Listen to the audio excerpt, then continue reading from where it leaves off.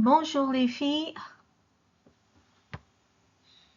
Voici la fable. Voici la fable. L'explication. Explanation. Voici l'explication de la fable. La grenouille qui veut se faire aussi grosse que le bœuf. La grenouille qui veut se faire aussi grosse que le bœuf. Regardez l'image. Il y a la grenouille et le bœuf. D'accord? La grenouille qui veut se faire aussi grosse que le bœuf. Now, to hear the audio, you can either go to this website or you can listen to me when I read the poem in the following slides. Now, if you click on this, go to this website, this is the poem. And you can écouter, you can listen to the audio. You can either go directly here or you can click here, écouter. What I like about this website is, can you see these words over here hyperlinked? So if you click on them, they give you the explanation in French, so it improves your French as well. It is not translated into English like I am still doing. So try and go to this website. It will help you improve your French. D'accord? Donc, introduction. Une fable, I'm just going to read because I provided the translations for you, and anyway, it's a very simple text. D'accord? Donc, une fable est un petit récit en vers dont le but est d'illustrer une morale. La morale est une vérité universelle ou un conseil dicté par le bon sens. Jean de La Fontaine était né en 1621 au XVIIe siècle. Il a commencé sa carrière littéraire en 1664 au théâtre. Now I'm going to add an accent. L'accent n'est pas là. Carrière. D'accord? Mais il est plutôt connu pour les fables. Il a tiré son inspiration de quelques fables des contes indiens pris du Panchtantra. D'accord? Now, as I explained in class, one of our former earlier Mughal emperors was a very broad-minded emperor. I forget his name. I've still not remembered his name, and I've been too lazy I've not done any search to find out who this person was. I think it was Jahanjir, but I'm not sure. Don't annoy me by saying you're wrong. I'm not sure. But he invited philosophers from all over the world to his court to get to know more ideas. Okay? And in his court were some Catholic priests who and there was a very learned doctor too. And when they went back to France, they took the Panchtantra with them, which became very famous in France. And La Fontaine himself has said that some of his fables found their inspiration in the Panchtantra.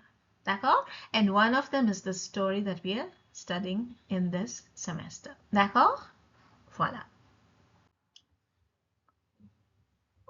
So, voilà le titre. Here's the title. La grenouille qui veut se faire aussi grosse que le bœuf. Now, what is a grenouille? Ça, c'est un grenouille. And se faire is a reflexive verb. Faire, if you remember, means to make. So, se faire, you make yourself. Donc, la grenouille wants to make itself aussi grosse que. This is your adjective. And then you have que. Remember last semester we studied comparatives. Aussi grosse que means as fat as. Aussi que, in between you place an adjective and it means as brilliant as stupid as hardworking as talkative as. D'accord? So ici he wanted to make himself as fat as the boeuf. Qu'est-ce qu'un boeuf? Voilà la boeuf. This is a boeuf. D'accord? Okay, let's start. Here are the words that will help you. Une grenouille vit un boeuf VIT is the passé simple of voir, to see. Qu'il lui sembla, sembla is the verb sembler, sembler, which is to seem. Taille is size, dimension. Donc, qui lui sembla, the belle taille. Elle, meaning the grenouille. Elle qui n'était pas grosse. Grosse, remember, means fat. En tout, comme an œuf. What is an œuf? Ça, c'est un œuf. So she was not even as big as a egg. Envieuse. S'étend et s'enfle et se travaille. She puffed herself up. She tried to become equal. She worked herself up, you know, went to the gym because she wanted to become as huge as the bull. D'accord? Elle était envieuse. She was envious. Type of jealousy. Elle fait tout. She did everything. Elle se travaille. She really worked. Pour égaler l'animal en grosseur. She wanted to equal herself in size to the animal, the boeuf. Disons, in between, she spoke to her sister, her friend, her mother, whoever you want the sœur to be. Disons, regardez bien, ma sœur. Est-ce assez? Dites-moi. N'y suis-je point encore? Have I succeeded? Is this enough? Do I look as big as the bull? D'accord?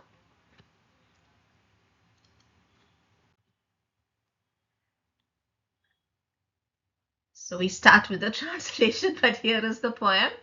Nanny. Nanny is old French that says no. Nanny. In English nowadays, you say nah. You know, instead of saying no, you say nah. Same thing. Nanny. Me voici donc. Have I done it? Is it okay now? Point du tout. Not at all. Me voilà. Have I done it? No. Vous n'en approchez point. You'll never approach that size. La chétive procure. Chétive is feeble, tiny, puny. Procure is a word that means someone, you know, you push somebody down, like a bumpkin, a country bumpkin, a nobody, a silly goose, a stupid donkey. La chétive précore, sonfla. Sonfla is to blow herself up, as we saw in the previous part of the poem. Sonfla si bien qu'elle creva, she burst. D'accord? Now, please remember that this poem follows rhyme. And to understand the rhyme, look at the last word of each verse and you will get the rhyme. For example, on this slide, you have voila, voila, the sound is a, and the last line over here is creva. And if you look at the previous line, it will rhyme with précore. D'accord? So that is the rhythm it follows. I also want to show you this picture, which was published at the same time that this poem was published in the 17th century, because this poem is a satire of a French society where everybody was trying to imitate each other irrespective of their physical and social limitations. So over here you have everybody dressed up in the 17th century dresses, and you have the frog over here who's trying to become as huge and majestic as the bull. D'accord? Maintenant la morale. What is the morale? Le monde est plein de gens qui ne sont pas plus sages. The world is full of people who are no wiser, as stupid as the frog. Tout bourgeois veut bâtir comme les grands seigneurs. Bâtir is to build. Now remember, 3rd century, the society in the 17th century was the nobles, the clergy, and the third state. The nobles were maybe 1%, the clergy was maybe 2% of society, and the third state was 98 huge percent of French society. So the nobles were the royals, the lords, the dukes, the earls, the king, the prince, his wife, the empress, and the the clergy. They directed, the nobles directed, administered France. The clergy prayed for France, and the rest of the country, the the third state, le tiers état, they worked for the 2%. That was why there was so much unhappiness, which led to the revolution, and they toppled that monarchical system. And today they really fight for democracy, in which everybody is equal. Nobody can say I'm better than you because I was born better, or I have more money or whatnot. So they really value their democratic equality. So in those days, a bourgeois was a very rich third state individual. Maybe he got that money from owning land or by commercial purposes. He would be a doctor, he could be a teacher, he could be a carpenter, he could be a farmer, but he was a third state individual. And within this third state, you had rich people and poor people, and very poor people. Among the rich people, you had the bourgeois who had a lot of money, but they couldn't do anything at the administrative level because they were not noble.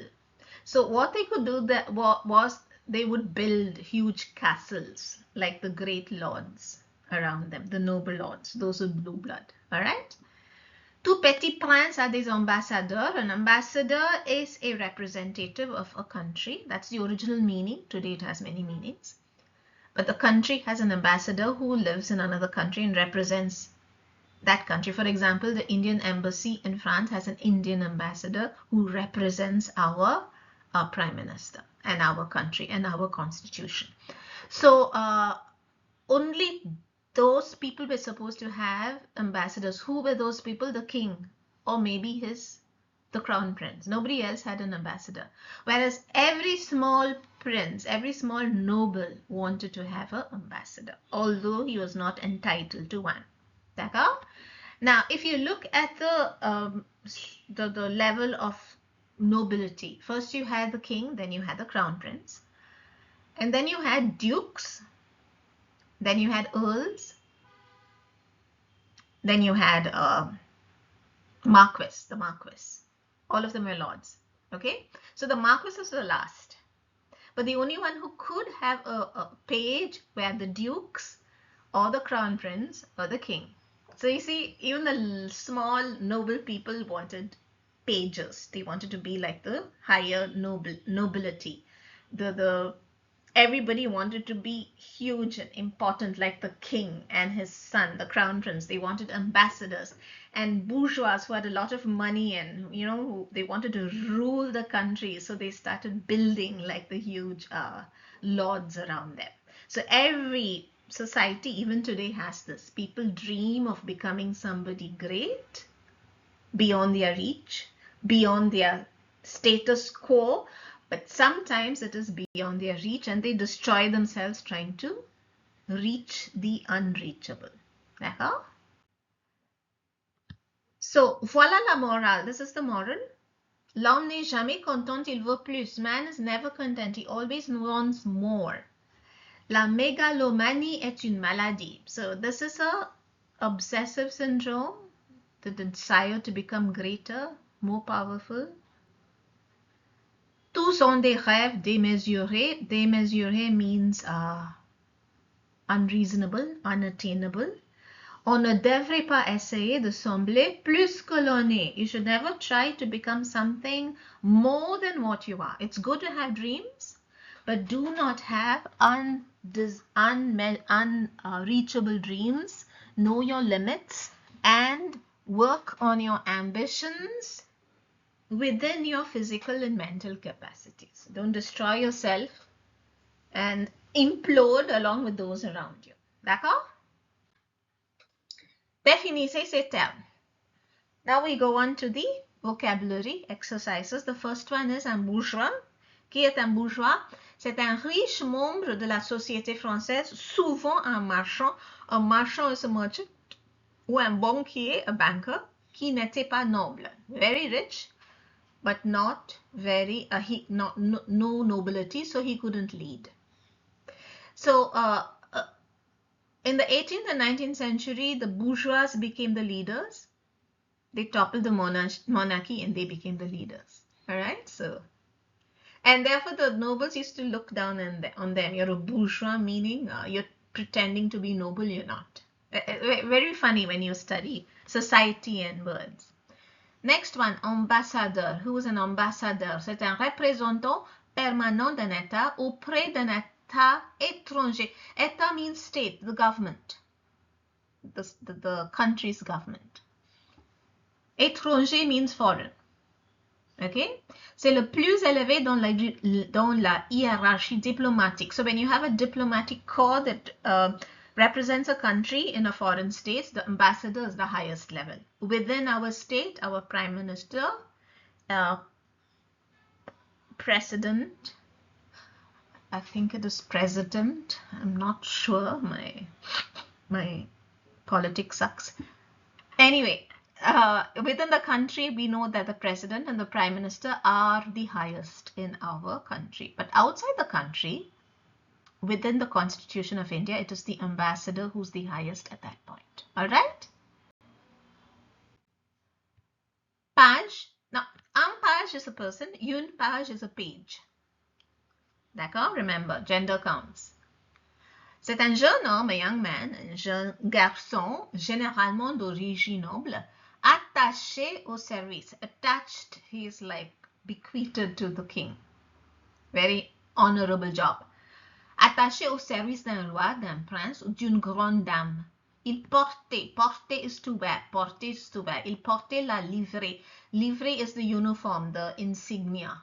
You look at the person's uniform, you know who they represent. Et il le servait. D'accord? He served that person.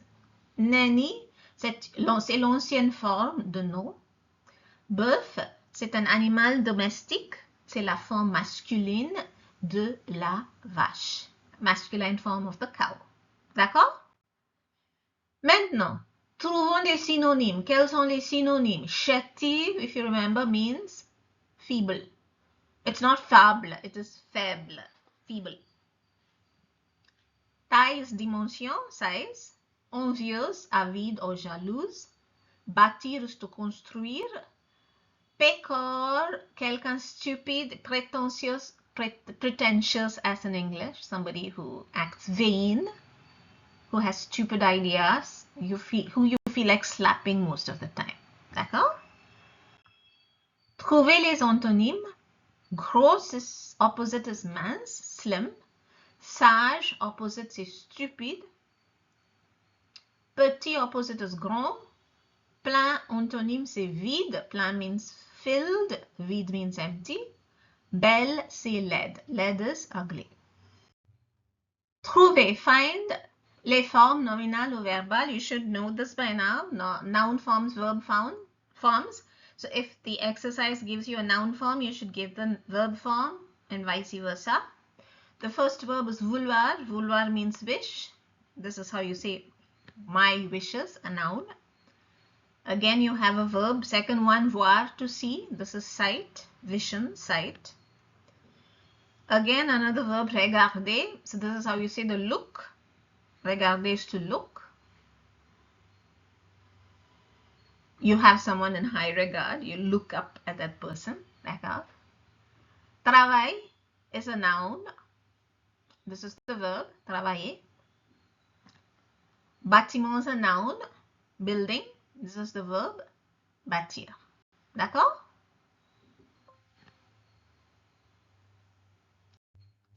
Dites vrai ou faux, true or false. La grenouille becomes aussi grosse que le boeuf. Faux, it burst, elle s'est enflée.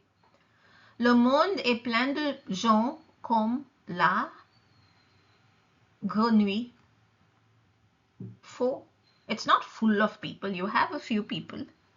Many people, but it's not full. La Fontaine vivait au 16e siècle, faux, 17th century, remember. Une fable est une pièce de théâtre. Is it a drama? Faux, it's a poem. La grenouille est contente avec son status. Status. Was she happy? No, elle était envieuse. Faux. All are faux. Easy for you to remember, right? So I'll change it in the test.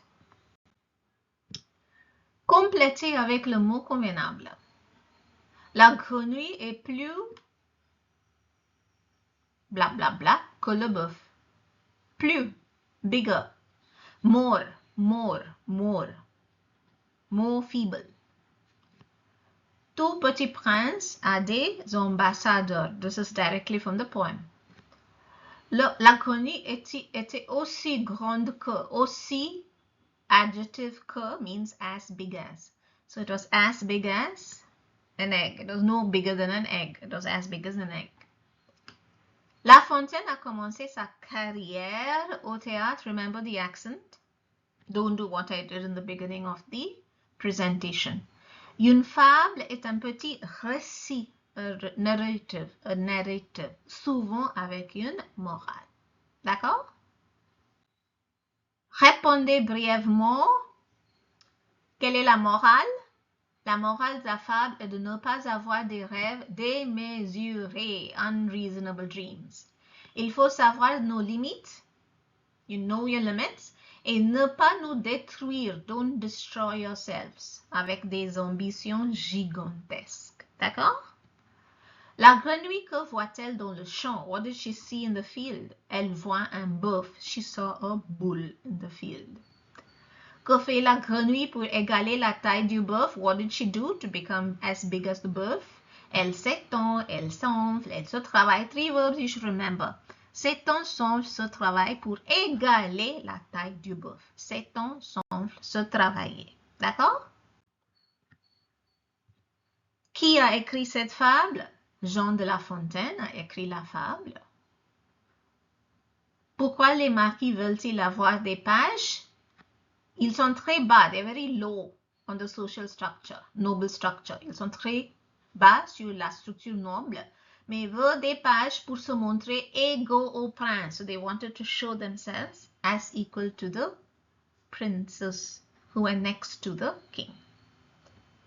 Qu'est-ce qu'une fable? What's a fable? C'est un petit récit en vers dont le but est d'illustrer une morale. Start memorizing. Assignment. Appréciez la fable. I'm going to do it for you. Don't miss that class. But this is your next assignment. Dans un dialogue, imaginez que vous êtes la grenouille. Discutez avec votre mère ou votre sœur. So it's basically the poem converted to your circumstances and acted out with a family member in a dialogue. D'accord? Bon courage. Bye bye.